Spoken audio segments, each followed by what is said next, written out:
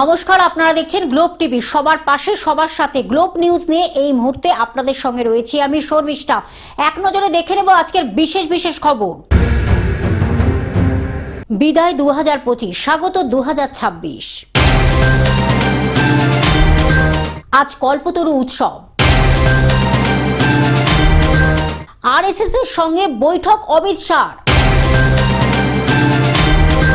তৃণমূলের 28তম প্রতিষ্ঠা দিবস। এমপি বিড়লার সভাঘরে হয়ে গেল মাতৃভাষাকে বাঁচানোর আলোচনা সভা। অফিসে জ্ঞানেশ কুমার বাদানুবাদ। বর্ষবরণের রাতে পুলিশের যৌথ উদ্যোগে বিশেষ অভিযান। পরিযায়ী শ্রমিকদের নিয়ে কর্মসূচি। বাংলাদেশে প্রথম মহিলা প্রধানমন্ত্রী খালেদা জিয়াকে গান স্যালুটে শেষ বিদায়। জয় যুব বাংলার। আবহাওয়ার পূর্বাভাস।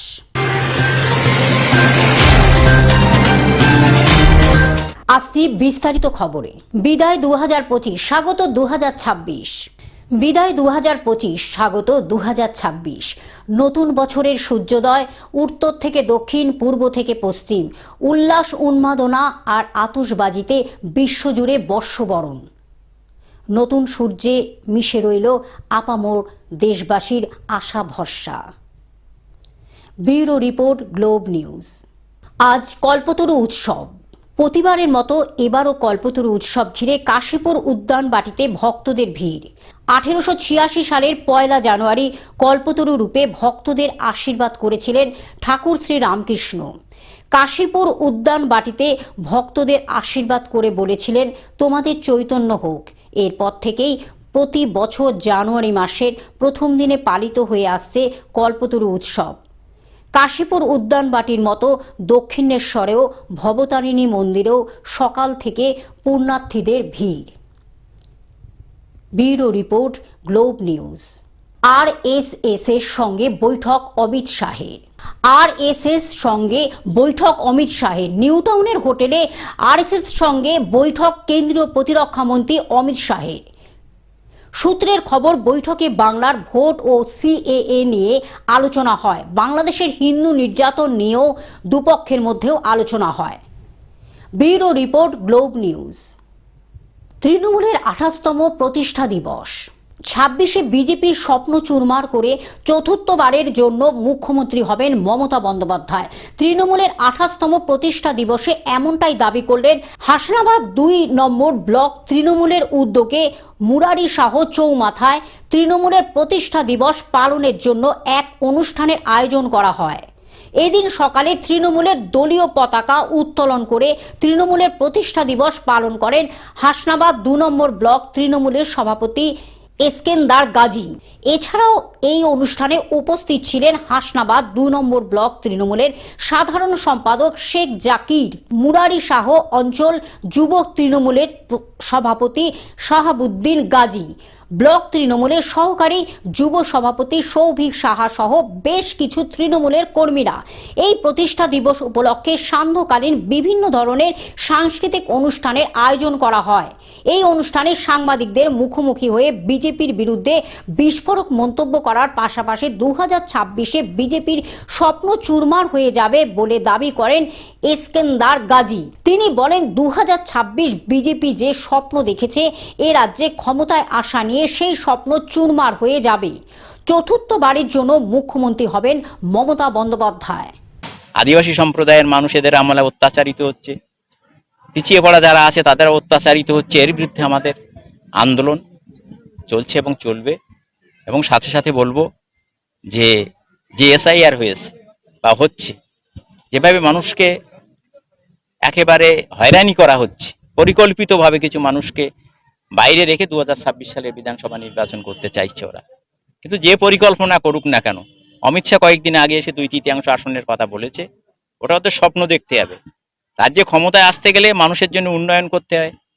তারা পশ্চিমবঙ্গ সরকারের ন্যায্য পাওনা বন্ধ করে রেখে বাংলা থেকে ক্ষমতায় আসবে বলছে, এটা সম্ভব? জাতপাত করে কিছু হবে না। ভারতবর্ষের মানুষ জাতপাতে কোনোদিন সায় দেয়নি, দেবে না। এবং ভারতবর্ষের সংবিধানও সেটা বলে না। এর বিরুদ্ধে আমাদের লড়াই চলবে। আমরা আজকে 28তম প্রতিষ্ঠা দিবসের সময় দাঁড়িয়ে বলছি যে পশ্চিমবঙ্গের মানুষ মমতা বন্দ্যোপাধ্যায়, অভিষেক বন্দ্যোপাধ্যায়, তৃণমূল কংগ্রেসের সঙ্গে আছে এবং আমরা 2026-এ সেটা বুঝিয়ে দেবো ক্ষমতায় এসে। এবং চতুর্থবারের জন্যে বাংলার মুখ্যমন্ত্রী নিশ্চিতভাবে মমতা বন্দ্যোপাধ্যায় হবে, কারণ বাংলার মানুষের মমতা বন্দ্যোপাধ্যায়ের প্রতি, অভিষেক বন্দ্যোপাধ্যায়ের প্রতি একটা আস্থা, একটা ভরসা আছে। এ বিষয়ে আমরা নিশ্চিত এবং নিশ্চিতভাবে চতুর্থবারের জন্য আমাদের দলকে, পার্টিকে ক্ষমতায় নিয়ে আসবে, এই আশা আমরা বাংলার মানুষের কাছে রাখি। দক্ষিণ 24 পরগনা থেকে সৌমাভু মণ্ডলের রিপোর্ট, গ্লোব নিউজ। এমপি বিড়লার সভাঘরে হয়ে গেল মাতৃভাষাকে বাঁচানোর জন্য আলোচনা সভা। 28শে ডিসেম্বর রবিবার এমপি বিড়লা প্ল্যানেটোরিয়াম সভাঘরেও সরস্বতী ভাণ্ডারের দ্বারা আয়োজিত হয়ে গেল মাতৃভাষাকে বাঁচানোর প্রচেষ্টাকে ঘিরে এক আলোচনা সভা। সরস্বতী ভাণ্ডারের কাণ্ডারি ঝর্ণা ভট্টাচার্যের মতে মুখ্যমন্ত্রী মমতা বন্দ্যোপাধ্যায় বহু মানুষের নিরন্তর পাশে থেকেছেন, তবে লক্ষ্মীর সাথে সাথে সরস্বতীর প্রয়োজন আমাদের কণ্ঠে, মননে, মস্তিষ্কে। সেই জন্যই এক ভোটের মরশুমে সরস্বতী ভাণ্ডারের পথ চলা শুরু হয়েছিল এবং এর কর্ণধার ঝর্ণা ভট্টাচার্যর মতে দিন দিন ভাষা সন্ত্রাস বাড়ছে, তার থেকে বাড়ছে মনের রক্তক্ষরণ, ঔদ্ধত্য, অবজ্ঞা। আর আমরা চাই না এই যুগ ভাষা সন্ত্রাসের যুগ হয়ে ইতিহাস থেকে যাক।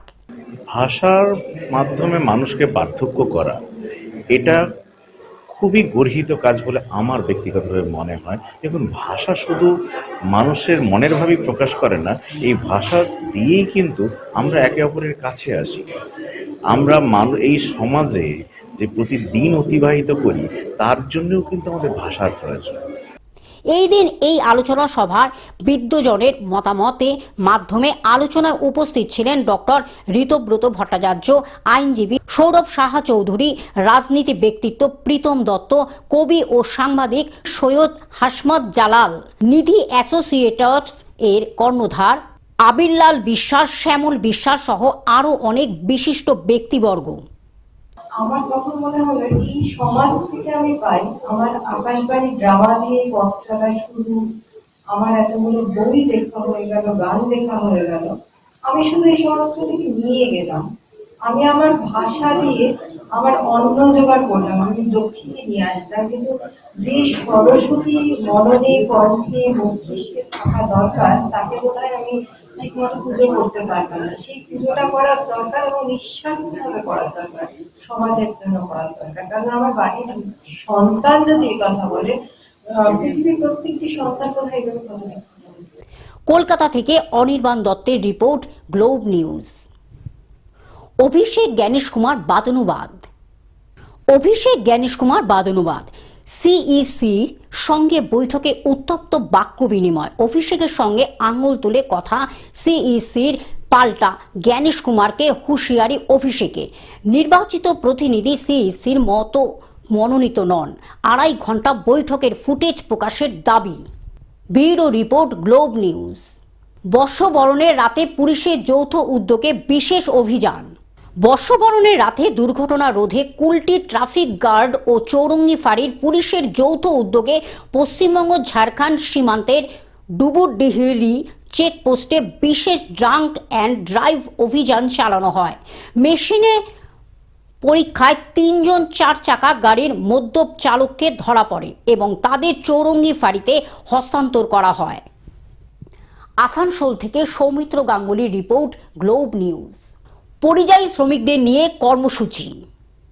পশ্চিমবঙ্গের মুখ্যমন্ত্রী পরিযায়ী শ্রমিকদের কাজ দেবে, সেই মতো সীমান্তবর্তী মুর্শিদাবাদ জেলার রানীনগর 2 ব্লকে পরিযায়ী শ্রমিকদের নিয়ে একটি রাজমিস্ত্রির ট্রেনিংয়ের আয়োজন করা হয়েছে। উৎকর্ষ বাংলার পক্ষ থেকে এই ট্রেনিংয়ে কিভাবে একজন রাজমিস্ত্রি উন্নত মানের ঘর নির্মাণ করতে পারবে, কোন সিস্টেমে কিভাবে একটি আবাসন নির্মাণ হবে, তার প্রয়োজনীয় তথ্য প্রদান করা যাবতীয় কার্যকলাপের উপর 3 দিনের কর্মসূচির আয়োজন হয়েছে। ট্রেনিংয়ে উপস্থিত প্রণব বিশ্বাস জানান, এই ট্রেনিং মূলত রাজ্য সরকারের নির্দেশে সম্পূর্ণ বিনামূল্যে দেওয়া হচ্ছে ও কর্মসূচির পর অংশগ্রহণকারীদের একটি পরীক্ষার মাধ্যমে সার্টিফিকেট প্রদান করাও হবে, যাতে এই সার্টিফিকেট নিয়ে রাজ্য ও রাজ্যের বাইরে যে কোনো জায়গায় কাজের সুযোগ পেতে পারে।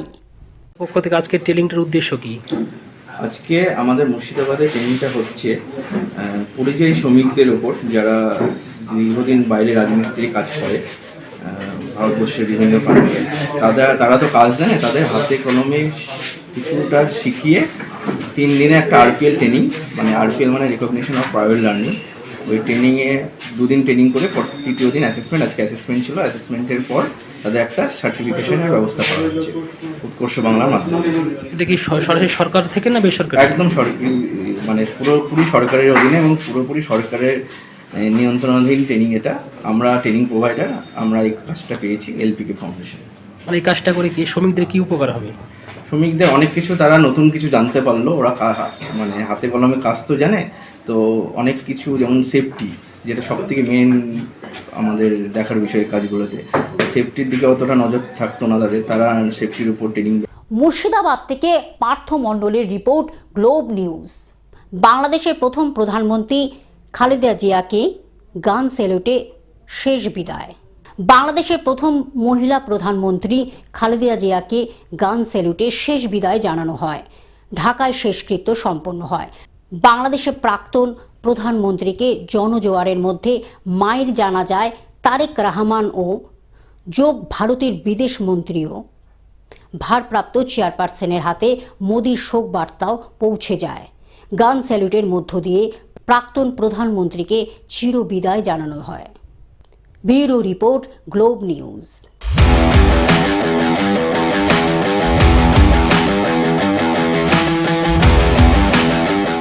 জয় যুব বাংলার। অনূর্ধ্ব 16 বিজয় মার্চেন্ট ট্রফিতে গ্রুপ পর্বে নিজেদের শেষ ম্যাচে দুরন্ত জয় বাংলার। কটকে মণিপুরের বিরুদ্ধে ম্যাচের শেষ দিনে জিততে বাংলার প্রয়োজন ছিল 3 উইকেট। 123 রানে গুটিয়ে যায় মণিপুরের দ্বিতীয় ইনিংস। বাংলা জেতে ইনিংস ও 239 রানে। Bureau report, Globe news.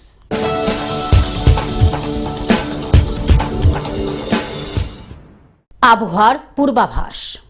বছর শেষে জাঁকিয়ে শীত। 5 বছরের শীতলতম দিন কলকাতায়। কলকাতায় ফের নামল পারদ। কলকাতার সর্বনিম্ন তাপমাত্রা 11 ডিগ্রিতে। মরশুমে প্রথমবার কলকাতায় 11 ডিগ্রিতে পারদ। গতকাল স্বাভাবিকের থেকে 5 ডিগ্রি নিচে পারদ। কলকাতার সর্বোচ্চ তাপমাত্রা ছিল 18.2 ডিগ্রি সেলসিয়াস। দিনভর হাড় কাঁপুনি ঠান্ডা কলকাতায়। আগামীকাল থেকে তাপমাত্রা বাড়ার পূর্বাভাস। উপকূল ও পশ্চিমের জেলায় কনকনে ঠান্ডা। ভোরে ঘন কুয়াশার দৃশ্যমানতাও তলানিতে। Bureau report, Globe news. Television ছাড়াও গ্লোব নিউজ এখন সর্বত্রই সমাজ মাধ্যমে উপলব্ধ। বিস্তারিত জানতে আমাদের টোল ফ্রি নাম্বারে যোগাযোগ করুন 180089019744। এছাড়া লগ ইন করুন আমাদের ওয়েবসাইটে www.globtvindia.com। গ্লোব নিউজ এই পর্যন্ত। দেখতে থাকুন গ্লোব টিভি, সবার পাশে সবার সাথে। নমস্কার।